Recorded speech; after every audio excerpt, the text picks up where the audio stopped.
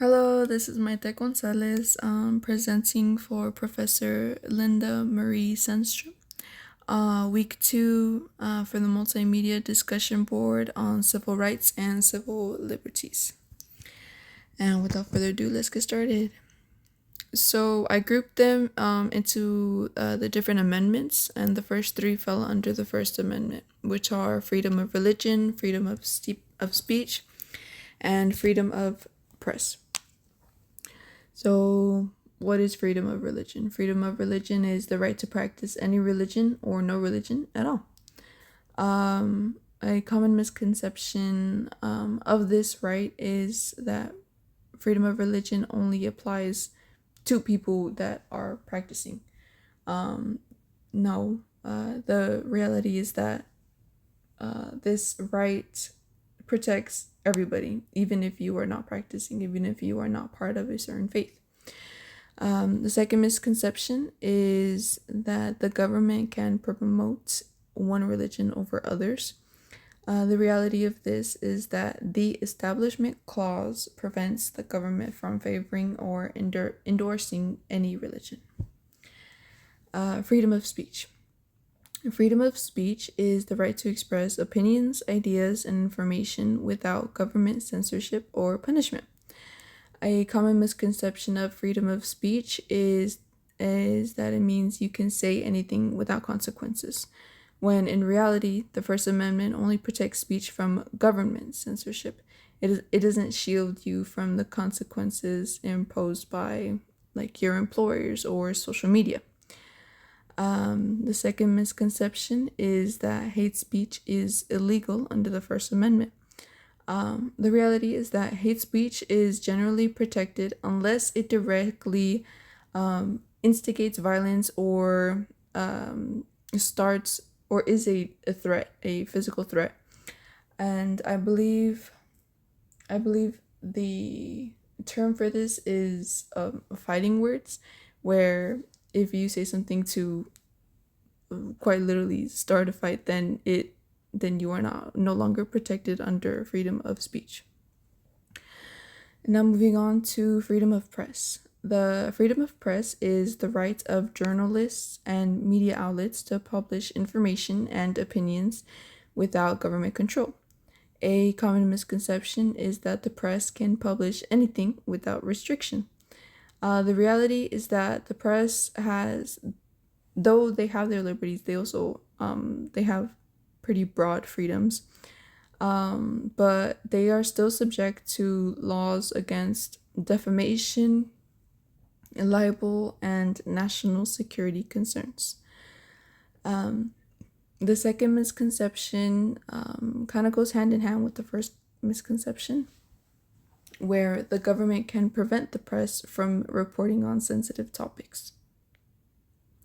The reality is that I believe the reality is that they cannot report they cannot report on anything that endangers national security.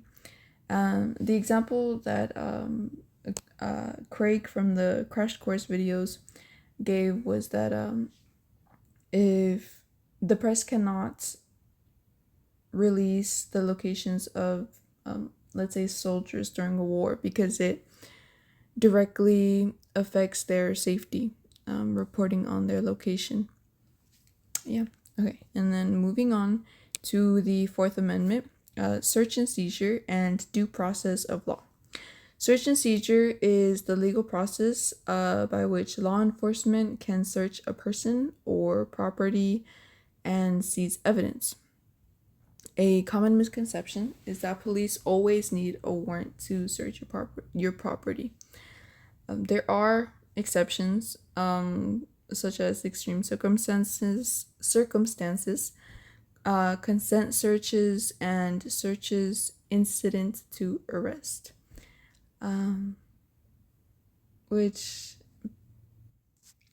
this essentially means that if they have a very obvious reason to search you, then they are going to search you. And the second misconception is that if is found, the search is legal. This is false. If a search violates the Fourth Amendment, the evidence is inadmissible in court. So essentially, if the police search your house without a warrant or search any type of property of yours, then and sees anything that was illegal, they cannot use it in court because they shouldn't have been there in the first place. And now moving on to due process of law.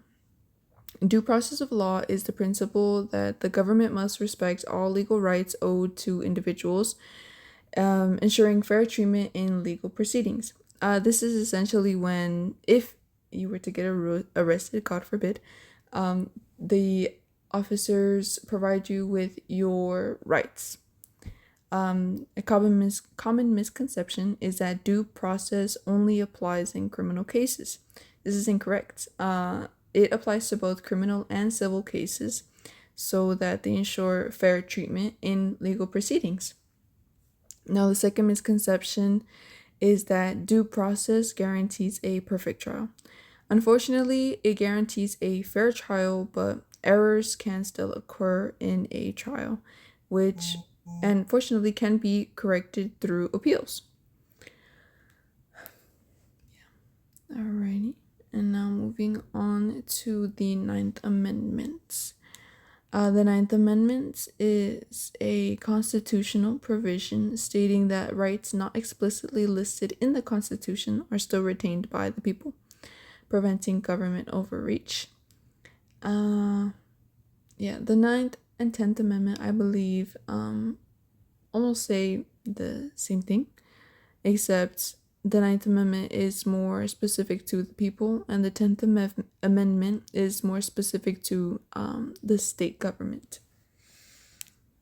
Okay, so a common misconception with the Ninth Amendment is that it doesn't grant any real rights. This is incorrect. It acknowledges that people have rights beyond the rights listed in the Constitution and serving as a safeguard against government overreach. So the 9th and 10th Amendment are for us. They're there to protect us, the people. Second misconception is that the 9th Amendment allows courts to create new rights. No. The reality of this is that it ensures that enumerated rights, or rights not listed in the Constitution, are protected but do not grant courts unlimited power to invent new rights. Now, the 10th Amendment is a constitutional provision reserving powers not delegated to the federal government for the states or the people. Like I said before, the 9th and 10th Amendment are pretty similar. A common misconception with the 10th Amendment is that it gives states unlimited power. The reality of this is that it reserves power to the states. A federal authority can still override state laws in certain cases, such as civil rights. The second misconception is that states can ignore federal laws they disagree with.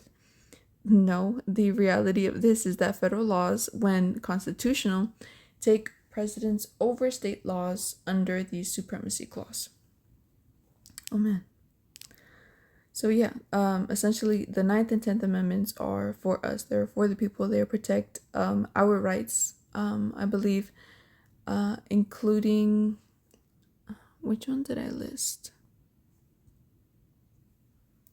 An example of a right that is not mentioned in the Constitution are like our privacy. We have a right to our privacy. Next is the 14th Amendment, and the ones that fall under the 14th Amendment are equal protection and discrimination. Equal protection guarantees that all individuals are treated equally under the law. Yeah. One misconception with this is that equal protection means everyone is treated the same. The reality is that it ensures fairness, but laws may differentiate between groups if there is a legitimate government interest.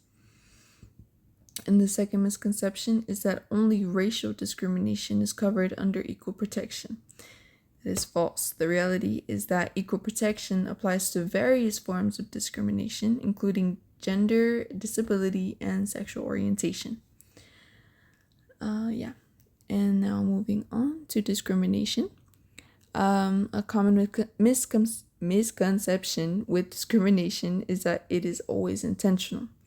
Unfortunately, discrimination can be both intentional and unintentional. It often stems from systematic biases and implicit prejudices.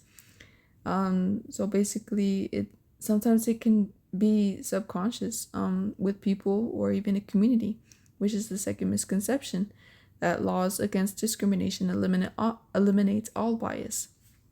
The reality is that the laws help prevent discrimination, but societal attitudes and the system will still require ongoing efforts to address discrimination.